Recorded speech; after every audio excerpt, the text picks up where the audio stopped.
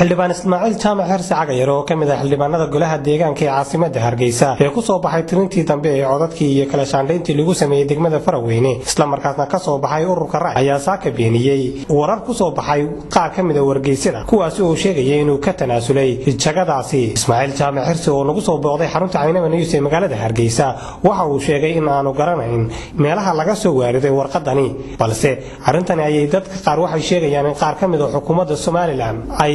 wargeysyada iyo komishanka doorashooyinka u qaybiyeen warqado ay kaga turjumayaan xildhibaankani. Xildhibaan Ismaaciil Jaamac Xirsi Cagayar waxa uu arintani si kulul u beeniyay isagoo tilmaamay in uu u baahan yahay haatan in loo hambaliyo balse aan u baahnayn in la iska hortaago. Ismaaciil Jaamac Xirsi Cagayar oo beeninaya warkani ayaa waxa uu yiri anigoo Ismaaciil Jaamac Xirsi maanta waxaan ka hadlayaa in kursi golaha deegaanka oo u tartanay inaan saaxiibnahay maalintii hore isaga si wanaagsan baan u hambaliyay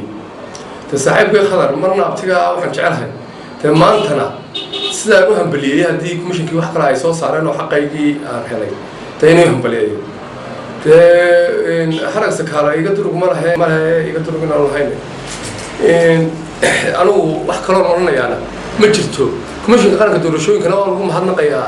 markii horena sida wanaagsan aan ugu hambaliyay maantana aniga nin kaleba hadday wax noo soo baxeen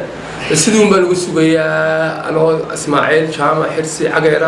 nambarkaygu 512 yahay xildhibaan ururka rays ka musharax ururka rays ahaa maantana xildhibaan golaha deegaanka Hargeysa inaan ahay un baan ugu aaminsanahay. Ismaaciil Jaamac Xirsi Cagayar waxa la shaaciyay oo wargeysyada qaar kamid ah saaka ku soo baxday inaad tanaasulsay maxaa arintaasi aad kala socotaa adigu? wallahi waxaan u maleynayaa حقيقة أنا وإسماعيل شامل حسيا هذا البلد اللي قلنا بعشان نصور كيجي ولا هذا يدينا ما أنت برتر عن فرديو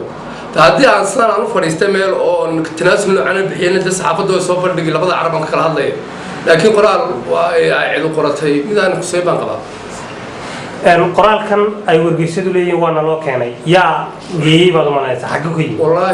أنا وهنا أنا انتهي ذاك الشيء كان كلمة لكن وحنا وحي أنا ما برتر عن فرديو أصور كيجي مو قيجي ولا كيا قرآن لما سيتو تعدي أنتها إنسان أنا مكوبها ليس كدون وهذين الدواء يصابحني. arintani waxay ku soo beegmaysaa xilli komishanka doorashooyinka qaranka Soomaaliland la filayo inay ku dhawaaqaan natiijada kama dambaysta ee caasimadda Hargeysa isla markaasna la filayo inay maxkamadda sare ee Soomaaliland ay ansixiso arintani, balse ilaa iyo haatan lama garanayo warqadaha been abuurka ee suuqa wareegaya kuwaas oo ka turjumaya Ismaaciil Jaamac Xirsi Cagayar,